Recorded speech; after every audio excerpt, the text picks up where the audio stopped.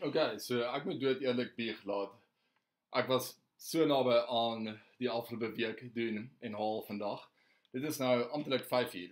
Ek het beplan om teen 4 uur vry te staan. Let wel, mens beplan gewoonlik om vry te sal of op te laai 'n uur voordat jy vry staan. Ten minste. Nou, ek is nou op pad om dit op te neem en môreoggend sal dit beskikbaar wees. So die vraag is nou, is dit my standaarde hierso wat my kwytkom of is dit alles net in my kop? Ek dink baie mense kan verwantskap kan relate hieraan. Ek is jammer oor die swak Afrikaans, gewoonlik is ek meer op dit.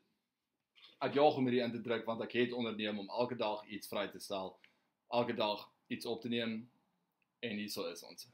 So wat ek gaan doen is ek gaan dit opneem en ek gaan dit môreoggend vrystel. En ek dink dit sal goed gaan op die mark. Vir vandag dan, Sondag, moet ek sekerlik net sê baie dankie eintlik. Afrikaans en die wonder daarvan.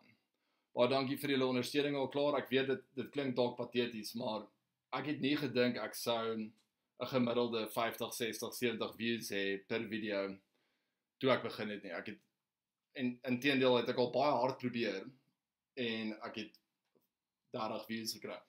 En ek bedoel hierdie met dieselfde tipe stuk of inhoud wat 35,000 kykers gekry het in Engels. Want ek het ook 'n Engelse kanaal wat wel geldig is. So vir vandag hoop ek jy geniet jou Sondag.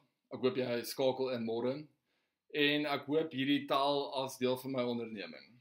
Dis maar al wat ek het om te sê vandag en ek besef dit is eintlik nie genoeg nie. Maar teen volgende week gaan ons in vloei wees. Ons gaan begin bietjie struktuur instel en hopelik bietjie meer vermaak ook. Baie dankie en ek hoop julle braai iets goeds.